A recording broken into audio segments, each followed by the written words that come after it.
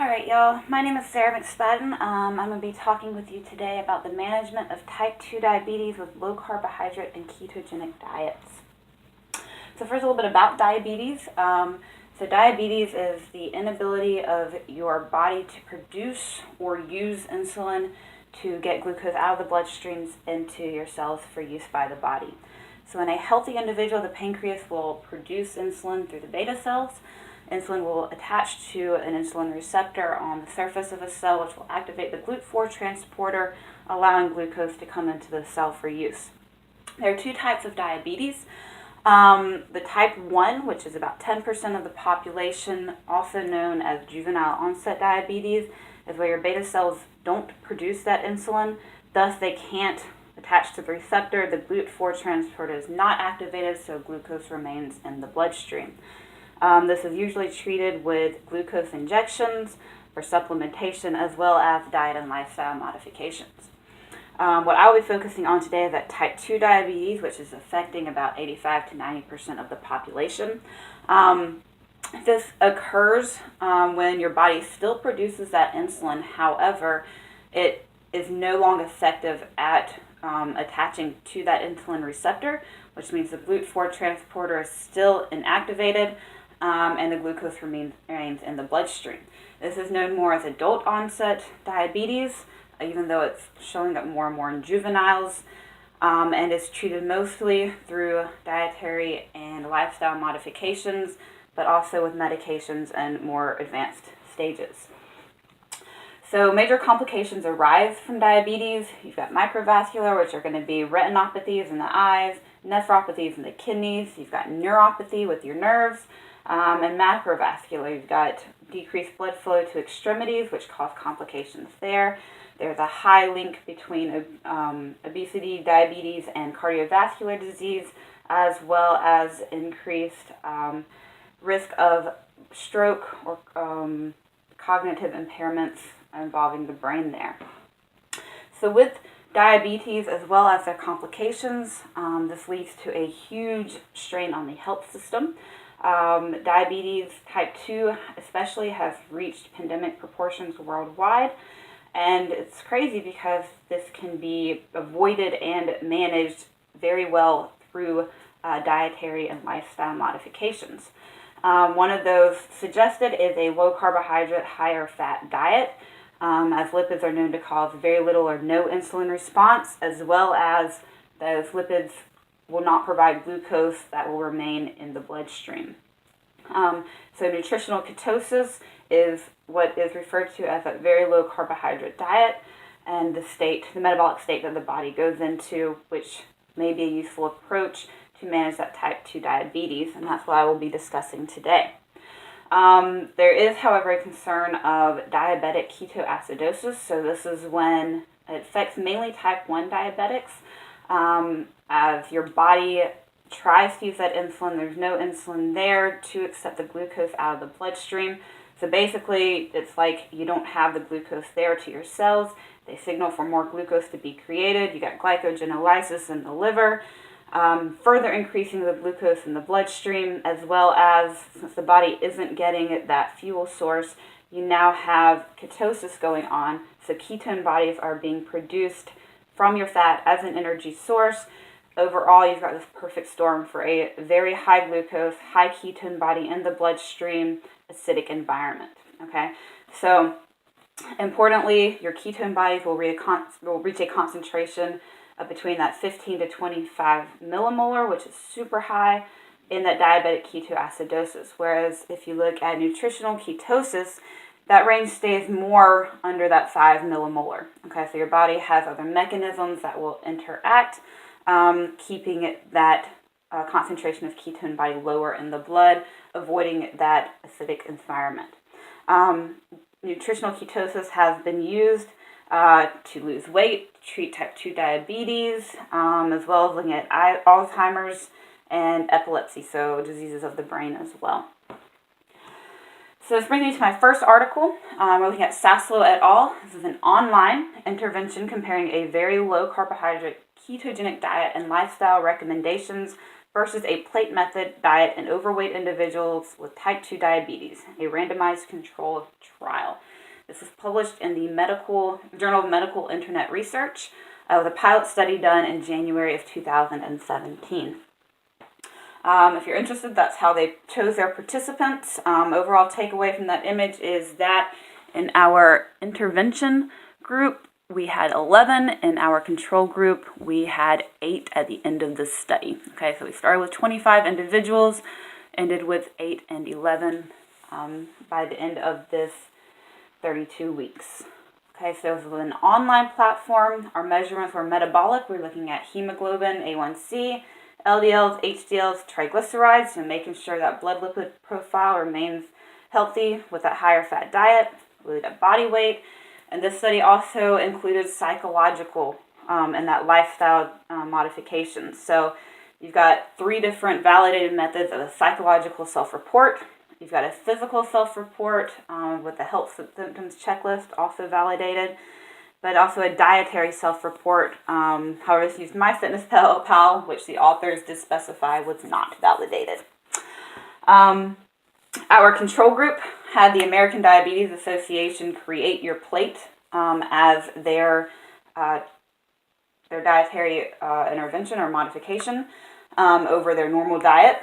And their target non-fiber carbohydrate here was about 50% of their daily calories. So a very kind of typical dietary recommendation here.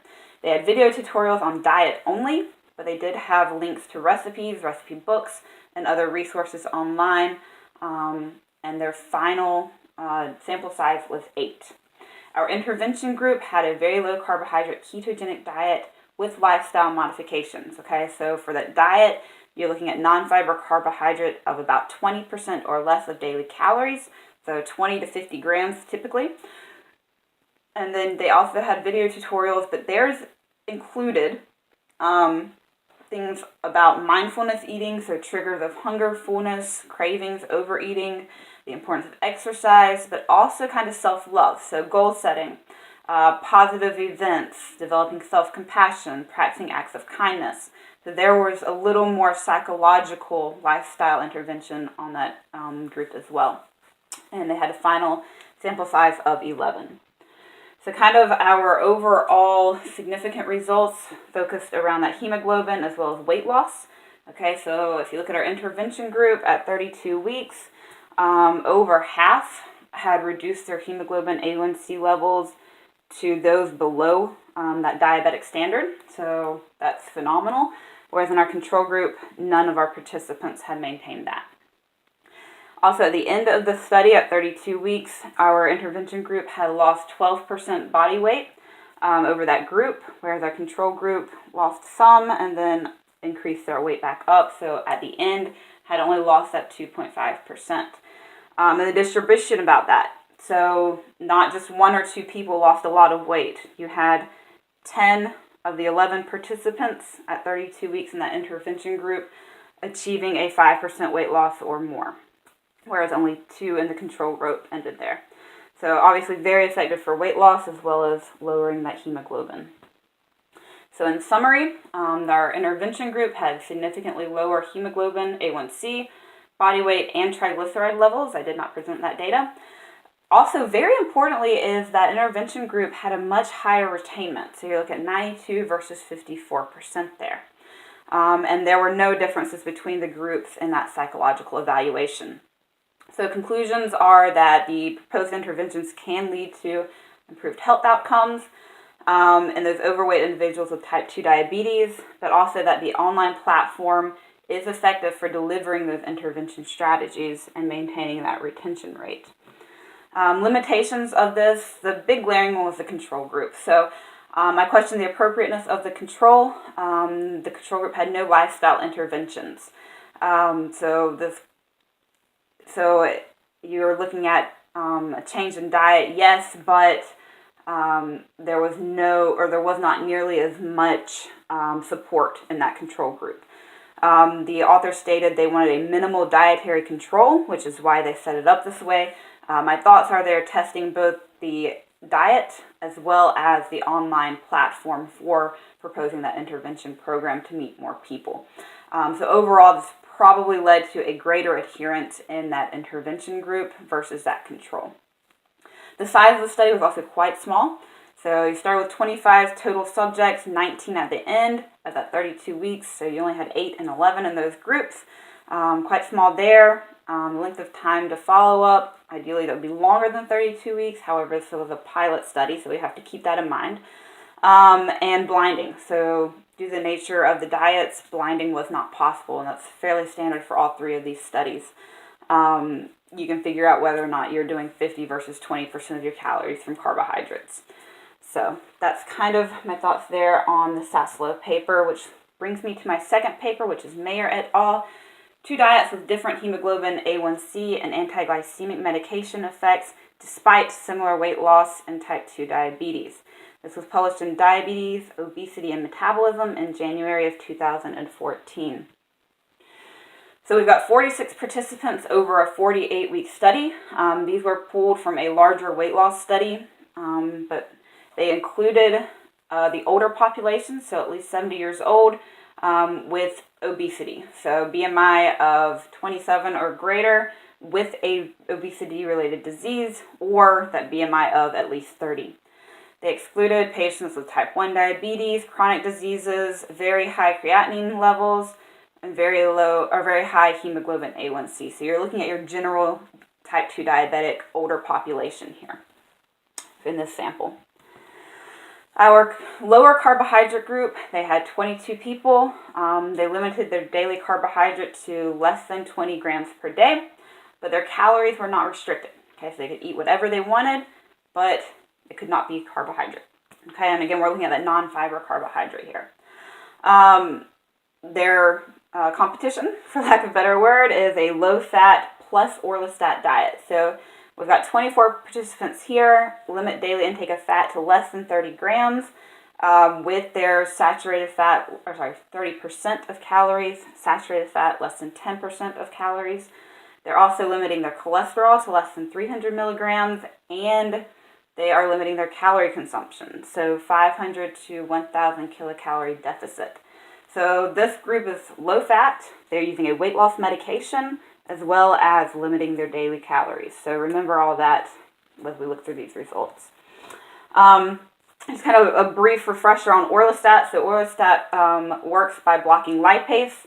So the fat you ingest is not broken down, so your body can't absorb those triglycerides for energy, and thus the fat will just pass through your intestinal system without being broken down or absorbing those calories, which is how this kind of works as a weight loss medication. Our results here, importantly, if we look at systolic and diastolic blood pressure, both of these were greatly reduced in that low carbohydrate diet, whereas they were reduced a bit for systolic, but remained about the same for that diastolic. Okay, so our low carbohydrate diet had given us a better blood pressure profile there. Hemoglobin A1C, we decreased a good bit here in that low carbohydrate group, whereas our low fat diet group remained about the same. And lastly, if we look down at our medication effect score, we see that our low carbohydrate group definitely decreased the amount of medications they were taking. And though our low fat group also did decrease, it was not as much as that low carbohydrate group. So that low carbohydrate was more effective in getting people off of their medications. So in summary, there was a similar decrease in body weight and BMI between the two groups. However, the low carbohydrate group showed a greater decrease in blood pressure, a greater improvement in the hemoglobin A1C levels in that group, and a greater decrease in the medication effect score. So how much medication was needed in that low carbohydrate group. So in conclusion, the low carbohydrate diet approach, the lifestyle intervention, is more effective than a low fat plus a weight loss modification drug at improving markers of diabetes as well as overall health. So I thought that was absolutely phenomenal, and that, just that low carbohydrate is so much more effective even when you're adding that weight loss medication in there. As well as that low carbohydrate diet is also effective at reducing the need for that anti-glycemic medication. Limitations to this study was a small sample size. Only 11 participants from each group, so approximately half, completed the dietary analyses, so we're going to have to assume that the rest were adhering just as well as those 11. The testing for ketotic state was not done in this study, so we don't know if the low carbohydrate group was just low carbohydrate or if they were actually in ketosis. We only had two data points, but interestingly, even if the low carbohydrate group was not in ketosis, we still saw those benefits. Okay, so the dietary analysis showed us about 80 grams per day of that non-fiber carbohydrate was consumed, which in my experience and my studies and my research shows that's probably out of that ketosis, whereas ketosis is normally that 20 to 50 grams per day, but we're still seeing a lot of beneficial effects. Okay, so that may be another area to explore further down the road. Okay, so this brings me to my last study. We've got Tay et al. We've got a comparison of low and high carbohydrate diet for type 2 diabetes management, a randomized trial. This is the American Journal of Clinical Nutrition in July 2015. So this is how participants were picked. And they measured hemoglobin A1C levels, glycemic variability, fasting blood glucose, diabetes medication using that MES score again, weight, blood lipids, and blood pressure. So our low carbohydrate, this study was much more controlled. Our low carbohydrate group, both our low carbohydrate and high carbohydrate group, we're looking at weight loss. So we've got a calorie deficit. Both are that 500 to 1,000 kilocalorie per day deficit. They met with dietitians at least once monthly. For the first 12 weeks, they were meeting twice monthly, both groups. Both groups were also encouraged to participate in exercise. So 60 minutes of exercise 3 times per week was provided for them. And both groups were isocaloric, so they maintained about the same amount of calories consumed per day. Where it differs is our low carbohydrate group, only 14% of their diet came from carbohydrates. So they were looking at less than 50 grams per day of that non-fiber carbohydrate. Their fat was higher, so that's 58%. However, the type of fat was specified for these participants as most coming from monounsaturated fatty acids, the rest from polyunsaturated, keeping that saturated fat intake low. They had 41 participants at the final end of the 52-week study and a 71% retention rate. Our high carbohydrate group had 53% of their diet from carbohydrates. They were emphasized as using low glycemic, and their fat was less than 30%. Again, focusing on monounsaturated and polyunsaturated fatty acids there. Final number of 37 participants with a 65% retention rate. So major results here, if we look, our low and high carbohydrate diets both reduce that hemoglobin A1C. Okay, so that was very good. However, if we then look at our low carbohydrate group, we had an increase in HDL, a decrease in triglycerides, and also a great decrease in the medications needed. Okay, so they maintained the same amount of A1C lowering, but also got people off of their medications at the same time when we compare to that control, or that high carbohydrate group.